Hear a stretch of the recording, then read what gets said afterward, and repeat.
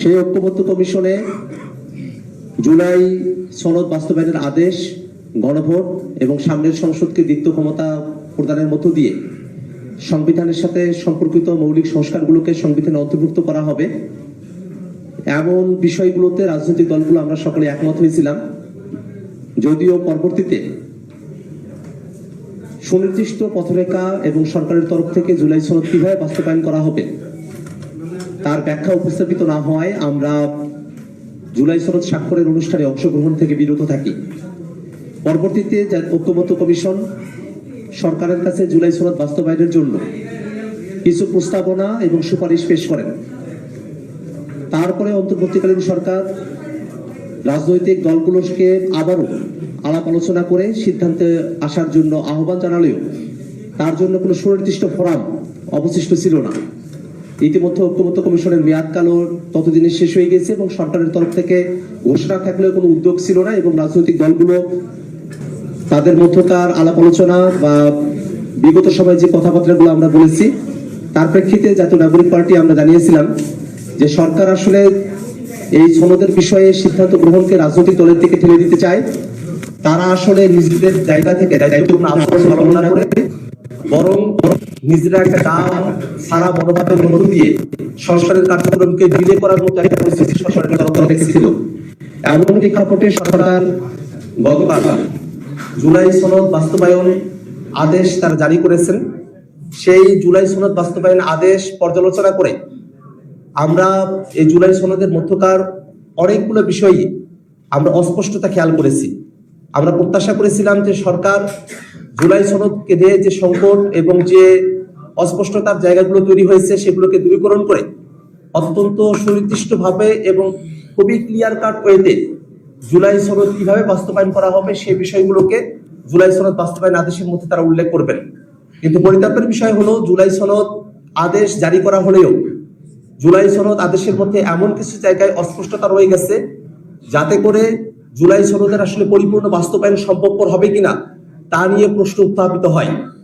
আমরা যদি জুলাই সনদ বাস্তবায়নের জন্য যে আদেশ জারি করা হলো সেখানে আমরা যদি খেয়াল করি তাহলে দেখব গণভোটের যে প্রসঙ্গ সেই গণভোটকে কয়েকটি প্রশ্নে ভাগ করা হয়েছে এবং এই ভাগ করার মধ্য দিয়ে সংস্কারের সমস্ত বিষয়গুলোকে একভাবে না দেখে সংস্কারের পয়েন্টগুলোকে আলাদা আলাদাভাবে এখানে দেখা হয়েছে। কিছু কিছু সংস্কারকে কম গুরুত্বপূর্ণ করা হয়েছে, রাজনৈতিক দলগুলোর বিবেচনাধীন করে ফেলা হয়েছে এবং যে বিষয়গুলোতে গণভোটের কথা বলা হয়েছে সেখানে বলা হয়েছে তত্ত্বাবধায়ক সরকার, নির্বাচন কমিশন এবং অন্যান্য সাংবিধানিক প্রতিষ্ঠান সমূহ জুলাই সনদে বর্ণিত প্রক্রিয়ার মধ্য দিয়ে সেগুলো গঠিত হবে। কিন্তু এখানে প্রশ্ন থেকে যায় যে জুলাই সনদে বর্ণিত প্রক্রিয়া এই বাক্যের মধ্যে এই অস্পষ্টতা রয়ে গেছে যে সেটা কি নোট অফ ডিসেন্ট সহ জুলাই সনদ নাকি নোট অফ ডিসেন্টের কার্যকারিতা বিহীন জুলাই সনদের ডিরেক্ট যে ভাষ্য সেই অংশটুকু। যেহেতু এই জায়গায় একটা অস্পষ্টতা রয়ে গেছে যে জুলাই সনদের প্রক্রিয়া অনুযায়ী এটাকে বাস্তবায়ন করা হবে এবং নানা পক্ষ এখানে রয়েছে যারা আসলে নোট অফ ডিসেন্ট সহকারে জুলাই সনদকে এবং এই গণভোটের ফলাফলকে তারা দেখতে চান, তারা যদি ক্ষমতাপ্রাপ্ত হন সেক্ষেত্রে এই জুলাই সনদে বর্ণিত প্রক্রিয়া সেটাকে ভুলভাবে ব্যাখ্যা করে বা তাদের মতো করে ব্যাখ্যা করে সেখান থেকে নোট অফ ডিসেন্টের যে ইস্যুটা আছে সেটাকে তারা প্রধানতম করে তোলার সুযোগ তারা পেয়ে যাবেন এই টেক্সটের মধ্য দিয়ে। অতএব গণভোটের প্রশ্নে সুরাহা হওয়ার পরে জুলাই সনদে বর্ণিত প্রক্রিয়া অনুযায়ী তত্ত্বাবধায়ক সরকার, নির্বাচন কমিশন, অন্যান্য সাংবিধানিক প্রতিষ্ঠানগুলোতে নিয়োগ প্রক্রিয়া সম্পূর্ণ করা হবে। এই বিষয়ে নোট অফ ডিসেন্ট আছে কি নাই, জুলাই সনদে বর্ণিত প্রক্রিয়া কি নোট অফ ডিসেন্ট সহ নাকি নোট অফ ডিসেন্ট ছাড়া জুলাই সনদের যে ভাষ্য এবং যার উপরে কমিশন সিদ্ধান্ত গ্রহণ করা হয়েছে শুধুমাত্র সেই অংশটুকুকে নির্দেশ করছে, সে ব্যাপারে আমরা সরকারের তরফ থেকে স্পষ্ট ব্যাখ্যা দাবি করছি। একই সাথে সেই প্রশ্নের মধ্যেই অন্যান্য সাংবিধানিক প্রতিষ্ঠান এই শব্দবন্ধ ব্যবহার করা হলেও সাংবিধানিক প্রতিষ্ঠান আসলে কোনগুলো তার সঠিক কোনো সংজ্ঞায়ন সেখানে নেই। আমরা দুর্নীতি দমন কমিশনকে সাংবিধানিক প্রতিষ্ঠান হিসেবে অন্তর্ভুক্ত করার কথা ঐক্যবদ্ধ কমিশনে আমরা দীর্ঘ সময় ধরে আলোচনা করেছি, কিন্তু সেই দুদক এখনো পর্যন্ত বর্তমান সংবিধান অনুযায়ী এটা কোনো সাংবিধানিক প্রতিষ্ঠান নয়।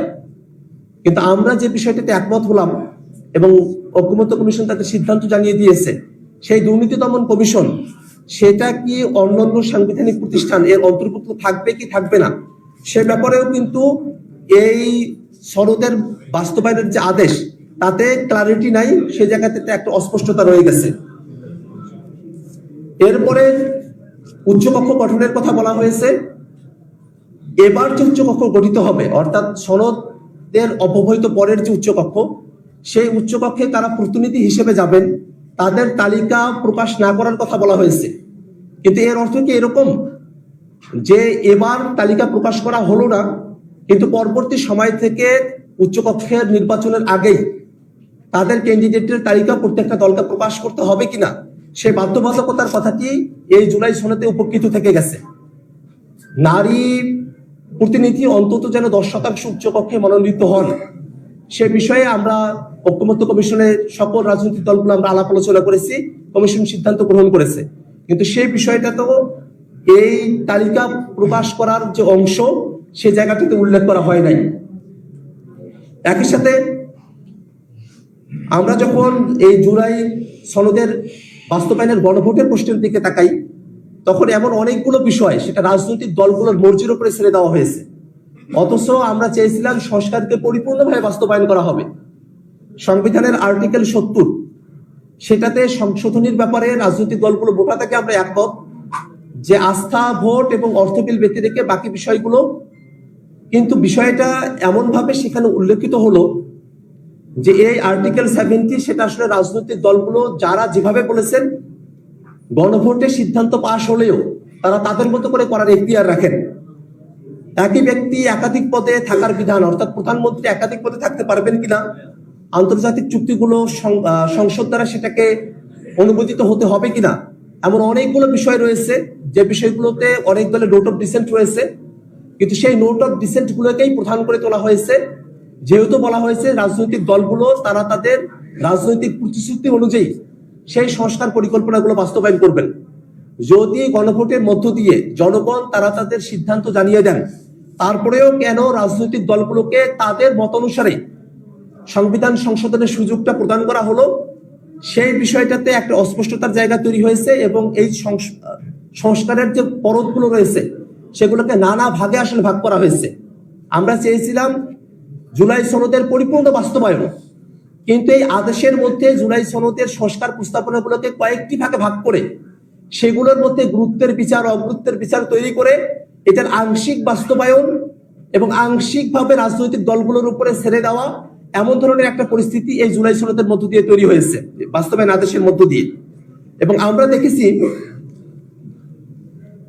এই জুলাই সনদের বাস্তবায়ন আদেশের মধ্যে যদি গণভোটে পাশ করা জিনিস এবং জুলাই সনদে যে বিষয়গুলোতে আমরা একমত হয়েছি এবং কমিশন সিদ্ধান্ত গ্রহণ করা হয়েছে, সেটা যদি সুনির্দিষ্ট সময়ের মধ্যে বাস্তবায়ন করা না হয়, সেক্ষেত্রে কি ধরনের ফলাফল তৈরি হবে, সে বিষয়টা কিন্তু এই আদেশের মধ্যে উল্লেখ করা হয় নাই। আমরা দেখেছি, আমরা আমাদের দলের তরফ থেকে এর আগেও দাবি জানিয়েছি যে গণভোটের যে ফলাফল সেটা যেন বাধ্যতামূলক থাকে, সেই গণভোটের ফলাফল থেকে যেন কেউ দূরে সরে না আসতে পারে। এর আগে কমিশন যখন সুপারিশ প্রেরণ করেছিলেন, কমিশন এই কথা জানিয়েছেন যে যদি পরের সংসদ সুনির্দিষ্ট সময়ের মধ্যে এই সংস্কার প্রস্তাবনাগুলোকে সংবিধানে অন্তর্ভুক্ত করতে ব্যর্থ হয়, সেক্ষেত্রে স্বয়ংক্রিয়ভাবে সেগুলো সংবিধানের অংশ হয়ে যাবে।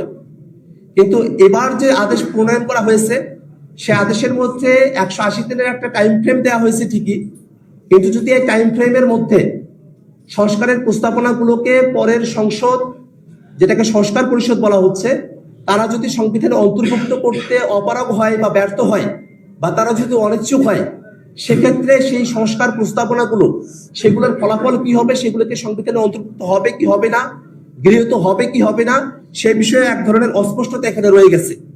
এবং আরো একটা বিষয়, যে সামনের যে সংসদ সেটাকে রিক্ত ক্ষমতা দিয়ে সংবিধান সংস্কার পরিষদ হিসেবে ঘোষণা করা হবে, সেই সংবিধান সংস্কার পরিষদের আওতা কতটুকু, সে ব্যাপারে যদিও 7-এর গ ধারার মধ্যে বলা হয়েছে যে জুলাই সনদ এবং গণভোটের মধ্য দিয়ে যে বিষয়টা অর্জিত হবে তার মধ্য থেকে সংস্কার পরিষদ কাজ করবেন, কিন্তু এখন সেই ধারাতেও সেটা পজিটিভ ল্যাঙ্গুয়েজে বলা হলেও সেটাকে সীমাবদ্ধ করা হয়নি।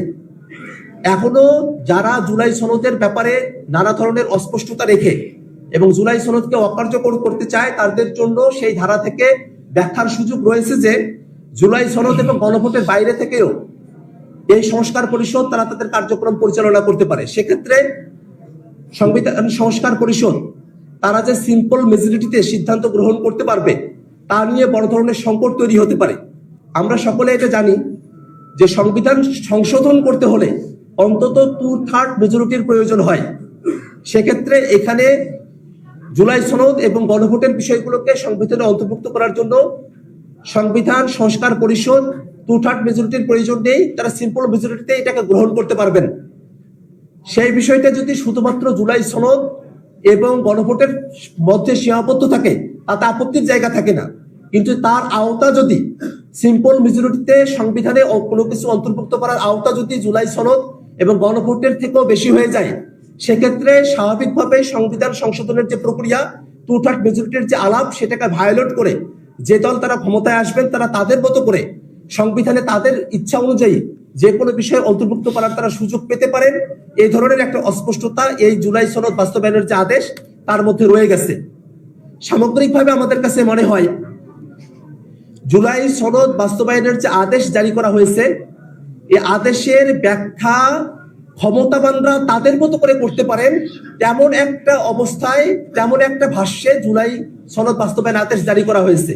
এই সমস্ত বিষয় পর্যালোচনা করে আমরা সরকারের কাছে দাবি জানাই যে সরকার অবিলম্বে জুলাই সনদ বাস্তবায়ন আদেশের সঠিক ব্যাখ্যা প্রদান করবে এবং একই সাথে যে বিষয়গুলোতে জুলাই সনদ বাস্তবায়নের ক্ষেত্রে অস্পষ্টতা রয়েছে সেই অস্পষ্টতাগুলো দূরীকরণ করবে এবং এর মধ্য দিয়ে জুলাই সনদের কে নিয়ে যে সংকটের তৈরি হয়েছে সেই সংকট নিরসনে সরকার উদ্যোগ গ্রহণ করবে। ধন্যবাদ সকলকে। আরো যদি কোনো প্রশ্ন থাকে।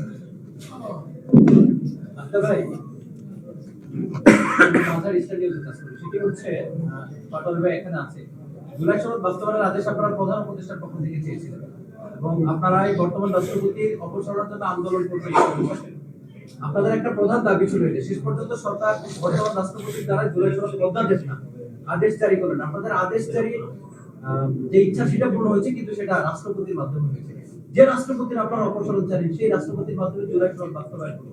আপনারা যেহেতু এখনো জুলাই সনদে স্বাক্ষর করেন, আপনারা আসলে এটা ব্যাখ্যা দিচ্ছিলেন ফাইনালি জুলাই সনদ আপনারা মেনে নিলেন কি না, আপনারা স্বাক্ষর করবেন কি বা কবে স্বাক্ষর করবেন? আপনাদের তো ধৈর্য আছে, একটু আমি ক্লারিফিকেশন গুলো দিয়ে দিই।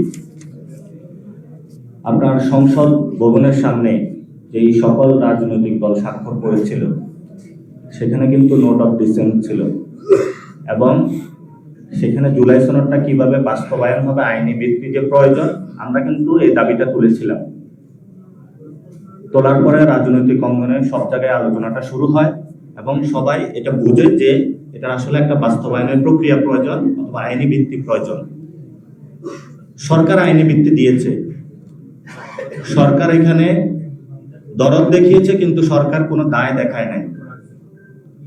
অর্থাৎ আপনার যখন কোথাও কম্পেশন থাকবে আপনার রেসপন্সিবিলিটি নিতে হবে। সরকার এখানে হলো তরকারি বাটি থেকে রাজনৈতিক দলগুলোকে এক চামচ করে ভাগ করে দিয়েছে। বিএনপিকে 1 চামচ দিছে, জামায়াতকে 1 চামচ দিছে, কিন্তু জনগণের যে প্লেট ওটা খালি রয়ে গিয়েছে। আমরা কি চেয়েছিলাম? আমরা চেয়েছিলাম এই গণ অভ্যুত্থানের পরে 72-এর যে ফেসিবাদী সংবিধান, সেই সাংবিধানিক কাঠামোকে পরিবর্তন করে জনগণের একটা কাঠামো নিয়ে আসতে, যাতে কোনো নতুন করে কেউ হাসিনার মতো আবিষ্কৃত না হয়ে জনগণের উপর গুলি চালাইতে না পারে। কিন্তু বাংলাদেশের দুর্ভাগ্য যে এক হাসিনা যাওয়ার পরে আরেক হাসিনা আসার জন্য আমাদের দরজায় কড়া নাড়ছে। তারা কি করলো? সংস্কার কমিশনে গিয়ে গুন্ডামি করলো এবং সেখানে যখন সবাই সব দল একটা বিষয় ঐক্যমত পোষণ করেছে সেখানে তারা ভেটো দিল, বলল আমরা এটা মানব না, খেলায় আছি কিন্তু তাল গাছটা আমার। সংস্কার কমিশন অনেক আসলে বিপদে পড়েছে। তারপরও ওই দলের নোট অফ ডিসেন্ট রেখে আমরা সামনের দিকে আগে বাড়িয়েছি দেশের স্বার্থে। কিন্তু বর্তমান যে পরিস্থিতিতে জুলাই সনদের আইনি ভিত্তি হয়েছে, তারা বলেছিল একটি প্রজ্ঞাপনের মাধ্যমে, আমরা বলেছি এটার আদেশ দিতে হবে। সরকার আদেশ দিয়েছে, এটা আমরা পেয়েছি। সাথে সাথে আমরা জানিয়েছিলাম যে ডক্টর ইউনূস দিতে হবে, শাহাবুদ্দিন চুপ্পু এটা দিতে পারবে না। ফলত আমরা জুলাই সনদের আইনি ভিত্তি পেয়েছি, কিন্তু নৈতিক ভিত্তি জায়গাটা আমরা পাইনি। এবং এই জুলাই সনদে সরকার শুরুতে গণ অভ্যুত্থান শব্দটা উচ্চারণ করেছে। সার্বভৌম অভিপ্রায়ের যে প্রকাশ সেটা জনগণ থেকে নিয়েছে, কিন্তু সেই সার্বভৌম অভিপ্রায়ের যে সাইন যার মাধ্যমে দিয়েছে, উনি কিন্তু জনগণের উপরে কয়েকদিন আগে গুলি চালিয়েছিল। ফলত সরকার এখানে আইনি ভিত্তি দিল, শেখ হাসিনা এবং আওয়ামী ফেসিজমের যে অংশ তার হাত দিয়ে এই জুলাই সনদকে সে অপবিত্র করেছে, 1 নাম্বার। 2 নাম্বার বিষয় হলো, আমাদের যে মৌলিক সংস্কার কাঠামো আমরা চেয়েছিলাম, এই যে আদেশটা হলো, এই আদেশের মধ্য দিয়ে আমরা মৌলিক সংস্কারের পথে যেতে পারবো না। এখানে বাংলাদেশে একটা সাংবিধানিক সংকট আবার রয়ে গেল। অর্থাৎ বাংলাদেশের যে ফেসিবাদী কাঠামো মূলোৎপাটন করার জন্য আমাদের এখানে যে সমস্যাগুলো রয়েছে, সরকার যে আদেশ দিয়েছে, এই আদেশের মধ্য দিয়ে এই সংকটগুলো আমরা ভবিষ্যতে দূরীভূত করতে পারবো না। কেন পারবো না? যখন থেকে গণ অভ্যুত্থানের পরে আমরা চুপ্পুকে সরাইতে চাইলাম, বিএনপি বাধা দিল, সংস্কার কমিশন এসে গুন্ডামি করলো।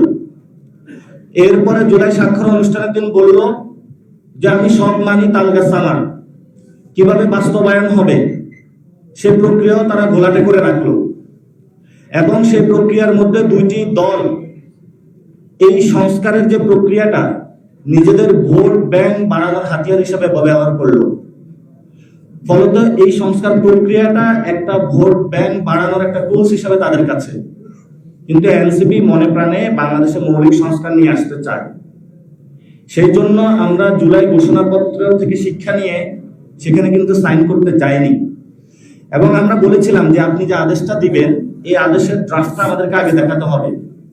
কিন্তু সরকার এই ড্রাফটটা না দেখিয়ে নিজস্ব ক্ষমতা বলে একটা আদেশ জারি করেছে। আর যিনি ড্রাফটটা করেছে, আমি নাম তার উচ্চারণ করব না, তার মনোমগজে যদি বাংলাদেশের জনগণ থাকতো, এই ধরনের ড্রাফট তিনি তৈরি করতেন না, এই ধরনের আদেশ তিনি তৈরি করতেন না। এটা আদেশ হয়েছে, কিন্তু একটা জনবিরোধী আদেশ হয়েছে। ওনার মাথায় ছিল বিএনপির প্রেসক্রিপশন। কারা এই আদেশটা দিয়েছে এটা বাংলাদেশের সকল মানুষ জানেন, সাংবাদিক ভাইয়েরা আপনারাও জানেন। উনি গত গণ অভ্যুত্থানের পর থেকে এ পর্যন্ত গণ অভ্যুত্থানকে কিভাবে মুজিবীয় সংবিধানের ভিতরে ঢুকানো যায় এই প্রচেষ্টাই করে যাচ্ছে। উনি আমাদের আইনমন্ত্রী হিসাবে আছেন, তো উনি যদি জনগণটা মাথায় রাখতেন, উনি কিন্তু এই ধরনের আদেশটার যে ড্রাফটিংটা এটা উনি করতেন না। এই ড্রাফটিং এর যে 4টি কোশ্চেন রয়েছে, এই আদেশের প্রথম যে কোশ্চেনটা সেটাতে অস্পষ্টতা রয়েছে।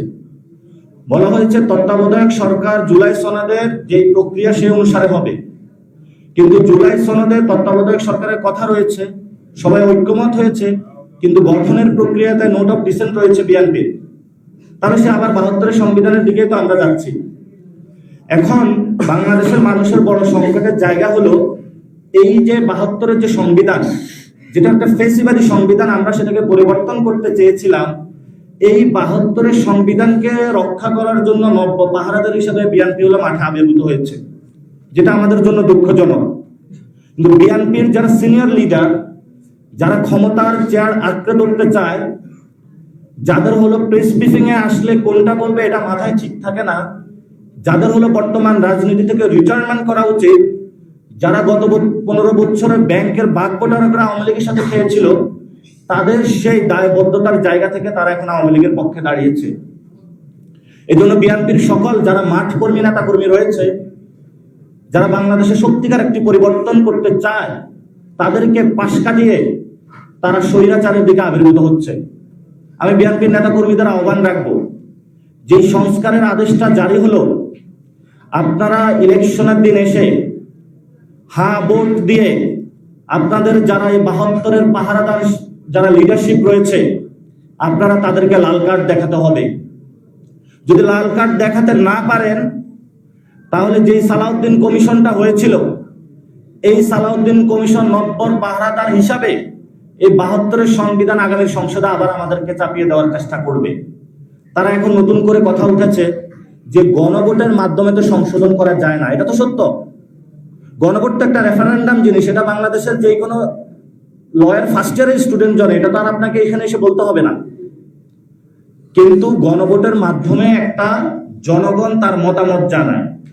এখন কনস্টিটিউশনটা পিপলস উইল, আপনি যখন রেফারেন্ডামের মাধ্যমে মতামত জানালেন আমি পরিবর্তন চাই, পার্লামেন্টে 300 গডফাদার দিয়ে এটা আপনি আবার পরিবর্তন করে দিতে চাচ্ছেন।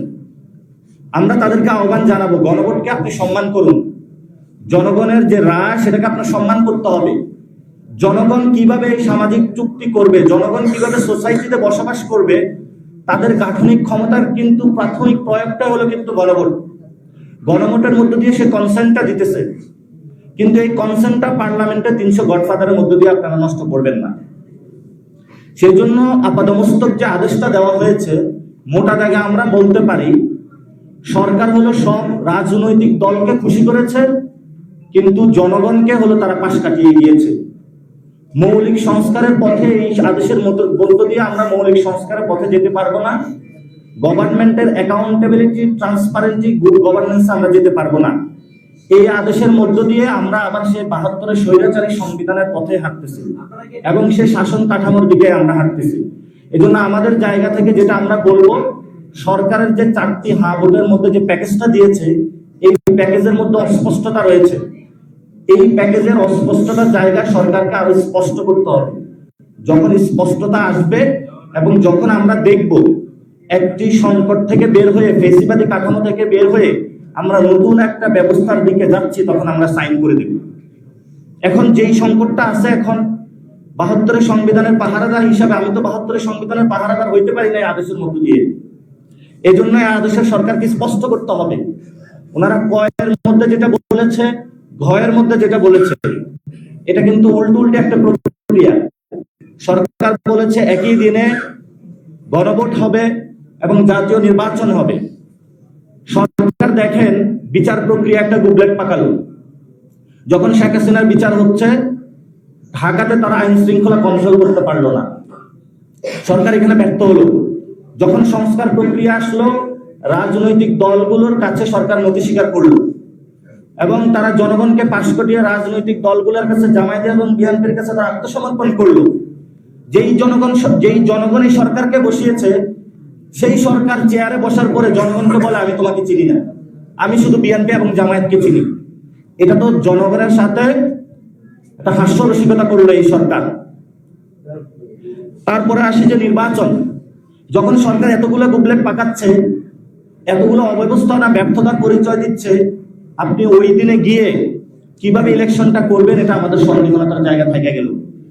এবং আমরা মনে করি বাংলাদেশে দ্রুতগতিতে ইলেকশন হওয়া প্রয়োজন, কিন্তু সরকার যেই পথে এগোচ্ছে, সংকট আরো ঘনীভূত করছে এবং গণভোট নির্বাচন কিভাবে সরকার পালন করবে, বাংলাদেশে আয়োজন করবে, এটার এখন আমরা রোডম্যাপ পাইনি। ফলত সরকার নির্বাচন নিয়ে ব্যস্ত, নির্বাচন আয়োজন করবে, সংস্কার নিয়ে সরকার কোনো দায় নিল না। সরকার সরাসরি জনগণকে বৃদ্ধাঙ্গুলি দেখিয়েছে। একটা প্রশ্ন, এতক্ষণ যে কথা বললেন, জানতে চাই যে তার মানে কি বলা যায় যে যেহেতু অনেক কিছু অস্পষ্ট, এনসিপি এই যে বাস্তবায়নের আদেশ প্রত্যাখ্যান করছে, এক, এবং আরেকটি কমিটি এসেছে যেটি সংবিধান সংশোধন গণভোটে নয়, নির্বাচিত সংসদে, এরকম একটি কমিটি এসেছে বিএনপির একজন নেতার কাছ থেকে। আজকে এই বিষয়টা একটু জুড়ে দিন। প্রথম হলো, সংস্কার প্রক্রিয়া থেকে প্রত্যাখ্যান করে আমরা বের হতে চাই না। আমরা সংস্কার প্রক্রিয়ার মধ্যে থেকেই আগামীর বাংলাদেশে আমরা সংস্কার প্রক্রিয়া সম্পূর্ণ করতে চাই। কিন্তু আমরা এটাও স্পষ্ট করতে চাই, যেই প্রক্রিয়া আদেশটা জারি করা হয়েছে, যেই কথামালাগুলো এসেছে, এটার মধ্য দিয়ে আমরা আবার পূর্বের ফেসিবাদী ব্যবস্থার দিকে যাব। নতুন কোনো কাঠামো আমরা দেখতেছি না। এবং সংস্কার কমিশন যে সুপারিশমালা দিয়েছে, যদি সরকার ওই পথে হাঁটতো তাহলে হয়তো আমরা ভালো কিছু পেতাম। এই জন্য সরকার কয়েকজন উপদেষ্টাকে পাশে বসিয়ে, যেখানে বিএনপি এবং জামায়াতের উপদেষ্টা রয়েছে, তাদের কথা মতো সরকার জনগণকে পাশ কাটিয়ে 72-এর সংবিধানের পথে হাঁটা শুরু করেছে। এই জন্য সরকার যখন ওই পথে হাঁটবো, আমরা সরকারকে ওই পথে হাঁটার জন্য আহ্বান জানাচ্ছি এবং আমরা রাজপথে আমাদের সভা সেমিনার থেকে সর্ব জায়গায় যে আমাদের উপস্থিতি বিরাজ করব, আমরা সেখানে একটা পথেই সরকারকে নিয়ে যাওয়ার চেষ্টা করব, যাতে জনগণ একটা ফেসিবাদী কায়দা থেকে বেরোয় নতুন একটি শাসনতান্ত্রিক কাঠামোতে যেতে পারে।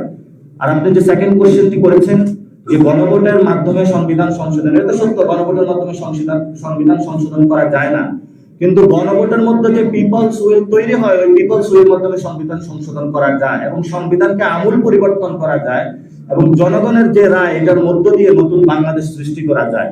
এই জন্য সালাউদ্দিন সাহেব গতকালকে যে কথাটা বলেছিলেন, সরকারের এক্সট্রা কনস্টিটিউশনাল আদেশ দিয়েছে, কনস্টিটিউশন অনুযায়ী তো আদেশ হয় নাই, এটা তো সত্য কথা। আবারই হলো গণভোটের মাধ্যমে যে সংবিধান সংশোধন করা যায় না, এটাও সত্য কথা।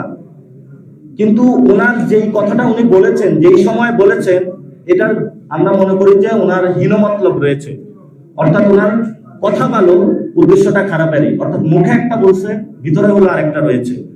এই জন্য হলো এটা আমরা কনসিডারেশনে নিচ্ছি না। আমরা দুইটা জায়গায় স্পেসিফিক দাবি জানাচ্ছি। সরকারকে বলবো আমরা, আপনি এই সনদের স্পষ্ট করুন এবং ফেসিবাদী 72-এর সাংবিধানিক কাঠামো থেকে বের হয়ে যেই জনগণ আপনাকে ক্ষমতায় বসিয়েছে, ওই জনগণের একটি সংস্কার প্রক্রিয়ার দিকে আপনি হাঁটুন, 1 নাম্বার। 2 নাম্বার, জামায়াত ইসলামী এবং বিএনপি অপরাপর যারা রাজনৈতিক দল রয়েছে, আপনাদের কাছে আহ্বান জানাবো, সংস্কার প্রক্রিয়াকে ভোট ব্যাংকের ইস্যু বানাবেন না। যদি সংস্কার প্রক্রিয়া ভালো হয়, তাহলে আপনারা যদি ভালো প্রার্থী দেন, আপনারা 2 দলে আগামীতে বাংলাদেশে সুন্দর রাজনীতি করতে পারবেন। আর যদি সংস্কার প্রক্রিয়াতে আপনারা ভোট ব্যাংকে কয়েকটা ভোট ব্যাংক বাড়ানোর টুলস হিসাবে ব্যবহার করুন, তাহলে যেইভাবে আজকে এক দল আরেক দলকে আপনারা মারতেছেন, বাংলাদেশে এভাবে আপনাদের মারামারির মধ্য দিয়ে যাবে। জনগণ আপনাদেরকে প্রত্যাখ্যান করবে, এটা আপনাদেরকে বুঝতে হবে। এই জন্য এনসিপি 2 দলের যে মারামারি রয়েছে, সংস্কারকে পাশ কাটিয়ে নিজেদের দলীয় যে দ্বন্দ্বযুদ্ধ অবতীর্ণ হয়েছে, আমরা এইসব দ্বন্দ্বযুদ্ধে নাই। আমরা জনগণের যে ভয়েস, জনগণের যে কাঠামো প্রয়োজন, সেই কাঠামোটা সরকার এবং রাজনৈতিক দল থেকে আদায় করে জনগণকে বুঝিয়ে দেওয়ার জন্য আমাদের সংগ্রাম অব্যাহত রাখবো। ভাই, আমার প্রত্যেকটা কথা ছিল, আমি আজকে মুসলিম উপদেষ্টা পরিষদের আদেশ জারি করেছে, যে ড্রাফট করেছে, এখানে গত 2 মাস আগেও এনসিপি থেকে বলা হয়েছিল যে উপদেষ্টা পরিষদের কয়েকজন সদস্য নিরাপত্তা হারিয়েছে। আজকে আবার জামায়াত ইসলামী তাদের 8 দল থেকে বলা হয়েছে যে 3 জন উপদেষ্টার কথা যে সরকারের নিরাপত্তা হারিয়েছে। তাহলে কি আপনারা কি মনে করেন যে সরকারের যে নিরাপত্তা হারিয়েছে, এক্ষেত্রে এই সরকারের মাধ্যমে সুষ্ঠু নির্বাচন সম্ভব না? আমরা এটা ডিরেক্টলি বলতে চাই না। যারা মুখে বলে সরকার নিরপেক্ষতা হারিয়েছে, আবার এগুলো ভিতরে যায় সরকারের সাথে গোল টেবিল করে, আমরা এই ধরনের দ্বৈত রাজনীতি করতে চাই না। আমরা সরকার এখনো সকল দল ম্যান্ডেট রয়েছে এবং সকল দলে কিন্তু এই সরকারকে এখনো সাপোর্ট করতেছে এবং সরকার যেটা দিয়েছে সকল দল তো মেনে নিয়েছে। যদি নিরপেক্ষ না হয়, আপনি কেন মেনে নিয়েছেন? আমরা সকল দল এবং বাংলাদেশের জনগণকে বলবো যে সরকারকে হলো সোজা রাখতে হবে। সরকার হলো একদিকে হলো বিএনপির দিকে একবার হেলে, একবার হলো জামাতের দিকে হেলে, মানে যে একটু জোরে ঝাঁকি দিতে পারে।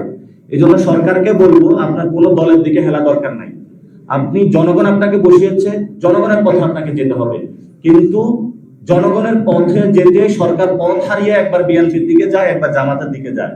এই জন্য আমরা সরকারকে আহ্বান জানাবো যে বন্ধু, তুমি পথ হারিও না, সোজা পথে জনগণের পথে দিকে হাঁটো তুমি। এবং আমরা এটা বলেছিলাম, সরকার একবার পথ হারিয়ে লন্ডনে চলে গিয়েছিল, সরকার আবার এই পথ হারিয়ে জামাতের দিকে চলে গিয়েছিল। এই জন্য বলবো, সরকারের পথ হলো জনগণ, সরকারের পথ লন্ডন নয়, সরকারের পথ হলো বাড়িধারা নয়, সরকারের পথ গুলশান নয়, সরকারের পথ সরকারের জনগণের পথে হাঁটতে হবে। আমরা সরকারকে আহ্বান জানাবো এই পথে হাঁটার জন্য। আমরা এখনো মনে করি না সরকার নিরপেক্ষতা হারিয়েছে। এই সরকারের অধীনেই এই নির্বাচন হবে, কিন্তু রাজনৈতিক দলকে বলবো যে আপনারা সরকারকে সহযোগিতা করুন একটি সুন্দর পথে যাওয়ার জন্য। কিন্তু আমরা এখানে সরকারের হলো দরদ রয়েছে বাংলাদেশে সুন্দর কিছু করার জন্য, কিন্তু 2টি দলের কারণে সরকার করতে পারতেছে না এবং সরকারের উপদেষ্টাদের মধ্যে অনেকে দায় নিতে চাচ্ছে না এবং অনেকেই তো এখনো উচ্চ কক্ষে যাওয়ার জন্য বিভিন্ন দলের সাথে দেন দরবার শুরু করে দিয়েছে, আমরা শুনতে পাচ্ছি। যদিও আমাদের কাছে এভিডেন্স নাই, এত সুন্দরে এত চালাকি করে তারা কাজ করে, আমরা এভিডেন্স কালেক্ট করতে পারি না। এই জন্য হলো বাংলাদেশের মানুষ অবশ্য টের পায় কে কোন দিকে কথা বলে, ভয়েস যখন কথা বলে, তার লেখা যখন প্রকাশ হয়, কোন উপদেষ্টা কোন দিকে বাড়ি দেয় সেটা আমরা কিন্তু বুঝি। এই জন্য আপনাদেরকে বলবো এসব দুষ্টামি আপনারা বন্ধ করেন, আপনারা জনগণের যেদিকে সেই পথ হলো আপনারা অংশগ্রহণ করুন। আর লাস্ট যে বিষয়টা আপনারা জানেন যে আমরা জনগণের জনপ্রতিনিধিদেরকে সরকারকে সংসদে পাঠানোর জন্য আমরা মনোনয়ন আবেদন ফর্ম ছেড়েছিলাম। ইতিমধ্যে আমাদের 1011টি মনোনয়ন আবেদন ফর্ম বিক্রি হয়েছে এবং আমরা মানুষ থেকে অনেক ভালো রেসপন্স পেয়েছি। ডাক্তার, উকিল, পেশাজীবী থেকে শুরু করে ব্যবসায়ী, সব ধরনের জনগণের, আলেম ওলামা, আমরা শিক্ষক, সব জায়গা থেকে আমরা নমিনেশন পাচ্ছি। আমরা এই পর্যন্ত 1011টি নমিনেশন আবেদন ফর্ম জনগণ আমাদের থেকে নিয়েছে, তারা সংসদে জনগণের প্রতিনিধি হওয়ার জন্য। জনগণের এই যে উদ্দীপনা, আগ্রহ দেখে আমরা আমাদের এই সময়সীমা আরো বাড়িয়েছি। এটা আগামী 20 নভেম্বর পর্যন্ত এই রূপায়ণ ট্রেড সেন্টারের 2 তলায় আপনারা এসে সংগ্রহ করতে পারবেন এবং অনলাইন থেকেও আপনারা সংগ্রহ করতে পারবেন। এবং ইনশাআল্লাহ পুরো বাংলাদেশের মানুষকে আমরা জানাতে চাই, আমরা দক্ষ, যোগ্য, সৎ প্রতিনিধি পার্লামেন্টে পাঠাতে চাই। আমরা কোনো গডফাদারদেরকে পাঠাতে চাই না, আমরা চাঁদাবাজদেরকে পাঠাতে চাই না, আমরা সন্ত্রাস যারা করে তাদেরকে পাঠাতে চাই না। আমরা কিছু ভালো মানুষকে পাঠাতে চাই। আপনারাও যারা সাংবাদিকতা রয়েছেন, যারা আপনারা পার্লামেন্টে জনগণের প্রতিনিধি করতে চান, আপনারাও একটু ফর্ম তুলবেন, কারণ আপনাদের যে মজুরি এটা বাংলাদেশে এখনো ঠিক হয় নাই। আপনারা সংসদে গিয়ে আপনাদের যে মজুরি, মালিকদের যে ভীষণ নিপীড়ন আপনাদের উপরে পড়েছে, সেটা ভাঙার জন্য আপনারাও মনোনয়ন আবেদন ফর্ম তুলবেন। 10,000 টাকা শেষ করে আমরা এটা জুলাই যোদ্ধাদের জন্য হলেও এক্সাম্পলারি রেখেছি, সেটা আপনারা অংশগ্রহণ করতে পারবেন। তবে এখানে অনেকে কথা উঠিয়েছে যে আমাদের মনোনয়ন আবেদন ফর্ম নাকি জানা 1000 আমরা ক্রস করে অলরেডি ফেলেছি। আমরা আগামী মনে করি আমাদের 3000 লক্ষ্যমাত্রা রয়েছে। আমরা আগামী কয়েকদিনে এই লক্ষ্যমাত্রা ইনশাআল্লাহ ছুঁতে পারবো এবং সেখানের মধ্য দিয়ে আমরা দক্ষ, আমাদের অলরেডি 10টা বোর্ড করে দিয়েছি। আমরা 10টা বিভাগে 10টা বোর্ড করে দিয়েছি, তারা অলরেডি আমাদের ভাইবা প্রসেস চলতেছে। এর মধ্যে যারা দক্ষ, যোগ, সৎ, আমরা তাদেরকে নিয়ে এসে আপনাদের সামনে ইনশাআল্লাহ উপস্থাপন করব। আজকে শেষ করি আমরা। ধন্যবাদ সকলকে।